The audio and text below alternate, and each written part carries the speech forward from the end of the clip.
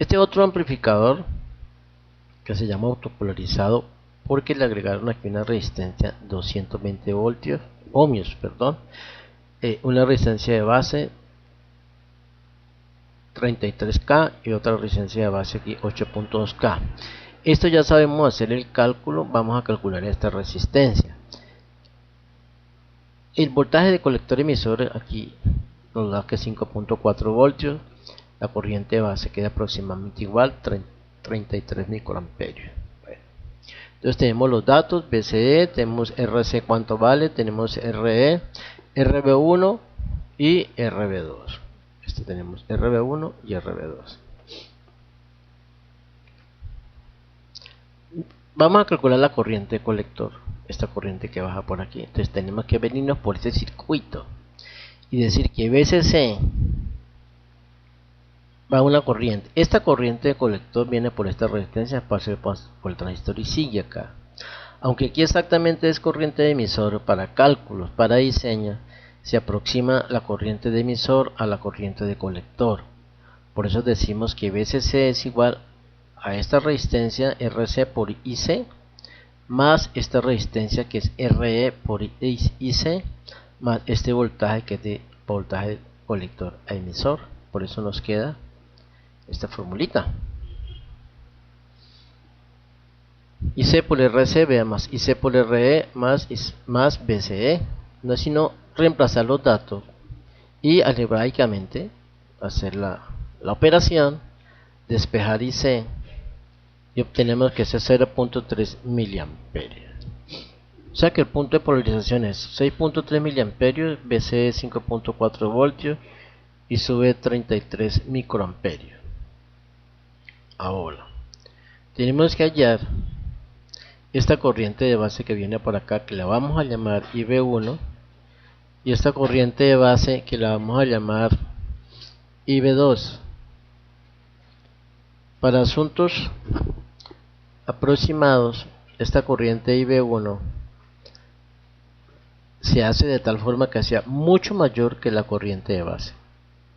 En diseño siempre se toma como 10 veces, o sea que esta IB1 vamos a tomar 10 veces esta I sub B.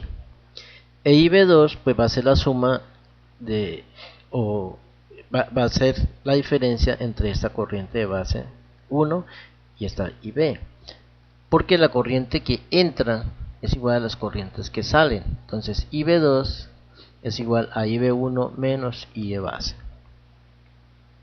Entonces, como dijimos, la corriente de base 1 es 10 veces IB, o sea 10 por 33, nos da 330 microamperios, o sea 0.33 miliamperios.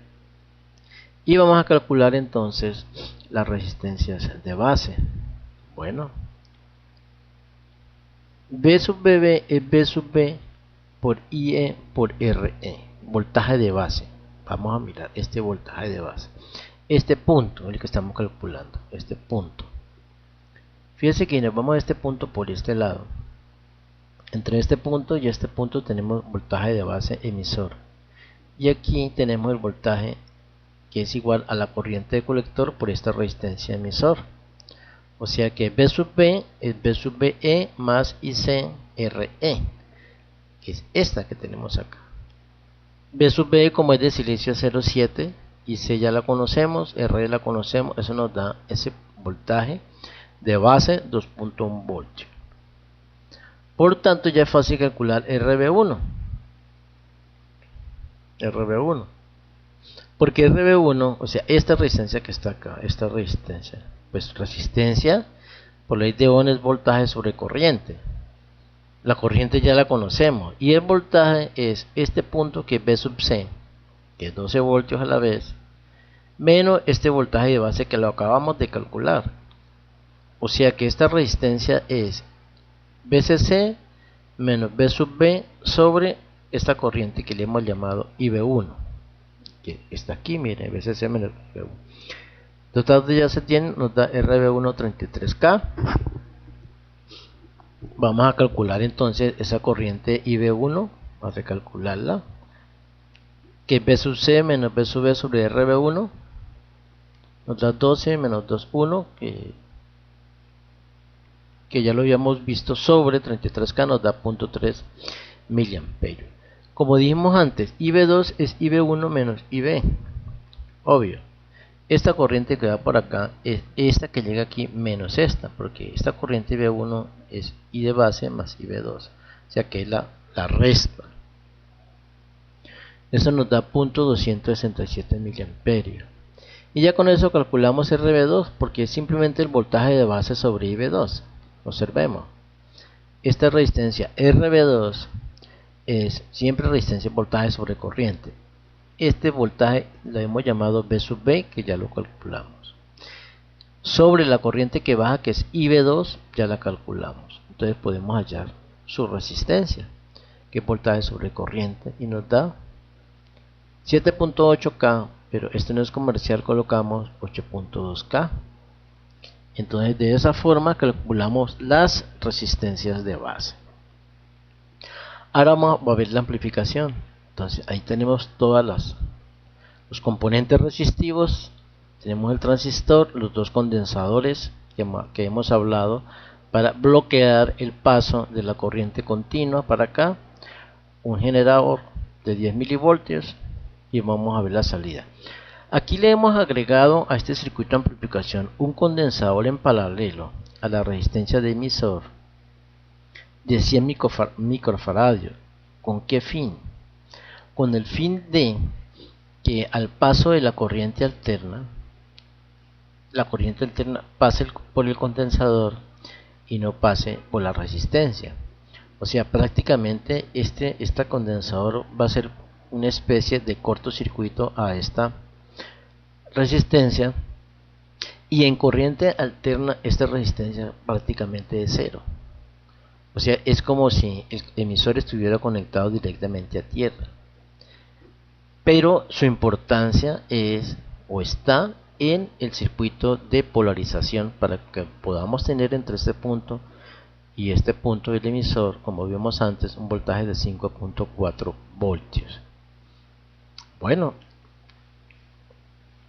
la resistencia de base que hay aquí, ahora ya hay dos, es el paralelo entre esta resistencia y esta resistencia. ¿Por qué paralelo? Porque aquí puesto a tierra por este lado y aquí esta está puesta a tierra por este lado, entonces esta está en paralelo con esta. O sea, 33 por punto, recuerde que el paralelo es producto sobre suma, o sea, 33 por 8.2 sobre la suma nos da 6.6K. Esa es una resistencia de base. La resistencia de entrada, como vimos en el primer ejemplo, es la resistencia de base en paralelo con H y E, o sea, su producto sobre la suma, reemplazamos datos y nos da 0.67 kilo ohmios. La ganancia de voltaje es beta RC sobre R de entrada, la misma formulita. Reemplazamos el beta 150, RC 820 ohmios, o sea 0.82K. La resistencia de entrada es 0.67K, nos da 183 kilo ohmios. Quiere decir que si tenemos una entrada pico a pico de 28 milivoltios, tenemos una salida igual a AB por B sub I, o sea, la multiplicación, igual a aproximadamente 5 voltios pico a pico.